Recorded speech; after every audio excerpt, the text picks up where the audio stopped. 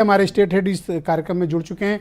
वीरेन जी, क्या फीडबैक है? उत्तर प्रदेश से भी काफ़ी नेता लोग गए हैं, हमारे राकेश त्रिपाठी जी भी वहीं भोपाल में डेरा डाले हुए हैं। क्या खबरें मिल रही हैं आपको जयपुर और भोपाल से?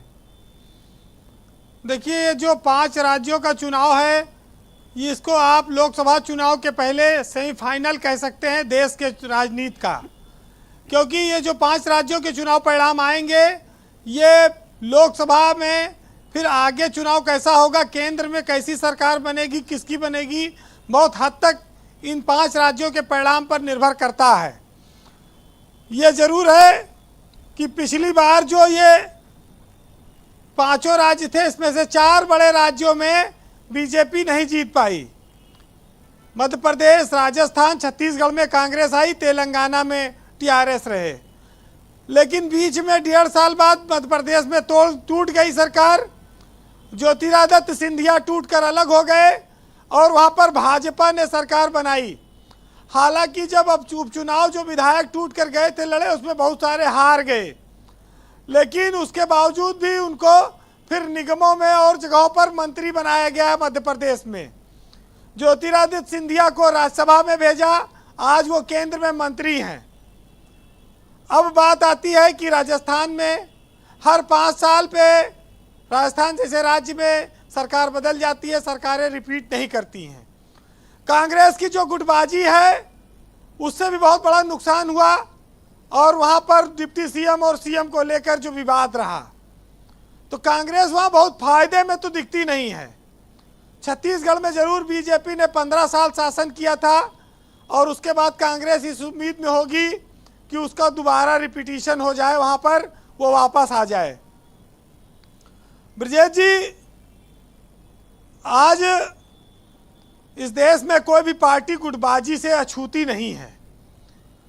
ये जब भी कोई देश प्रदेश में चुनाव होता है, दूसरे राज्यों के नेता भाजपा और कांग्रेस जैसी बड़ी पार्टियों में लोग जाते हैं और राकेश त्रिपाठी से लेके उत्तर प्रदेश के डिप्टी सीएम, मंत्री, तमाम सारे बड़े बड़े नेता, उनकी ड्यूटी लगी हुई है अलग अलग संभागों में। लेकिन 230 विधानसभा सीटों वाली मध्य प्रदेश में लड़ाई बहुत कांटे की है। 6 जिले जो उत्तर प्रदेश से सटे हुए हैं बुंदेलखंड के, जिसमें दतिया, सागर, छतरपुर, टीकमगढ़, दामोह, पन्ना, ये जिले काफ़ी महत्व रखते हैं क्योंकि उत्तर प्रदेश की सियासत से काफ़ी प्रभावित भी हैं। बसपा भी वहाँ चुनाव लड़ती रही है, वो भी कई बार पिछले चुनाव तो ज़्यादा जीती थी, इस बार वाले में थोड़ी उसकी सीटें कम आई थी। समाजवादी पार्टी भी वहाँ लड़ती है चुनाव, वो भी विधायक उसके जीतते हैं। इस बार सुना है कि लगभग 50 सीटों पर सपा वहाँ चुनाव लड़ेगी।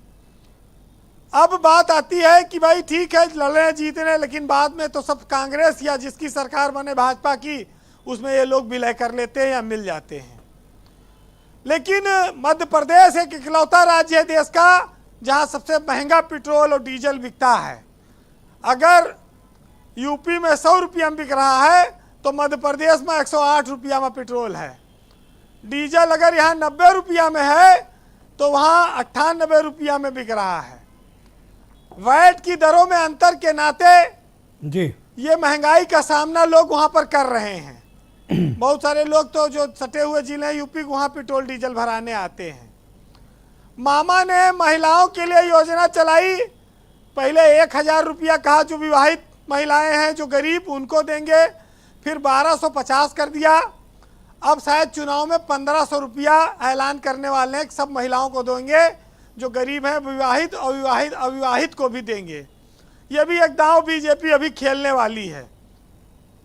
लेकिन ये बात साफ है कि चुनाव में सीधी लड़ाई है। खास तौर से जाओ 4-5 राज्य हैं, यहाँ 2 दल आमने सामने हैं, तीसरे दल के लिए गुंजाइश छोटी मोटी रहती है। जितने राज्य हैं सीधी लड़ाई में हैं। अब परिणाम क्या होगा ये देखना होगा जी। लेकिन इतना जरूर है कि इस देश की सियासत के लिए ये 5 राज्यों की चुनाव बहुत अहमियत रखते हैं।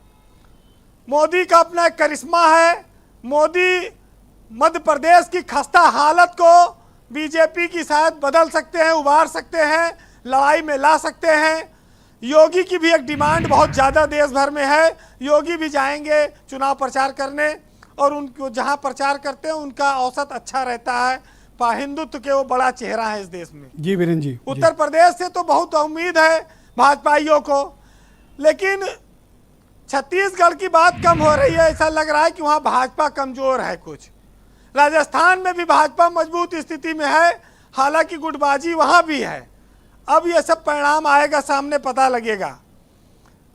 लेकिन सियासत में कब कौन रुख बदल दे, कौन कितनी ताकत में है, नेता कौन हथकंडा खेल जाए, कौन धर्म का कार्ड चल जाए, ये सब कोई कुछ कहा नहीं जा सकता। आज अखिलेश यादव ने भी दलितों के घर पे बैठ के बाहर भोजन किया मध्य प्रदेश में। तो दलित, और वहाँ तो अनुसूचित जनजाति भी बहुत बड़ी संख्या में है मध्य प्रदेश में। वहाँ उनका भी करीब 40-45 सीटें उनकी रिजर्व हैं। वो भी बड़ा निर्णायक फैक्टर होता है। बहरहाल सियासत के तमाम रंग हैं, मामा आए चाचा आए, तमाम लोग जीते हारे जी, सब अपनी अपनी राजनीति की रोटियां सेकते हैं। इस देश के लिए, बीजेपी के लिए कई नेता मजबूरी भी है कि इनको जिताओ, बाद में मुख्यमंत्री बदल देंगे, क्योंकि केंद्र में सत्ता में रहना है तो राज्यों को जीतना है। तो सुनिएगा कि हर घड़ी चश्मे खरीदार में रहने के लिए कुछ हुनर चाहिए बाजार में रहने के लिए। और मैंने देखा है मर्दों की तरह रहते थे, मस्खरे बन गए लोग दरबार में रहने के लिए। और ऐसी मजबूरी नहीं है कि चलूं पैदल मैं, और खुद को गरमाता हूं मगर रफ्तार में रहने के लिए। और अब तो बदनामी से शोहरत का वो रिश्ता है कि लोग नंगे हो जाते हैं अखबार में रहने के लिए। बहुत शुक्रिया वीरेंद्र जी, आपका बहुत बहुत धन्यवाद हमारे साथ जुड़ने के लिए और अपना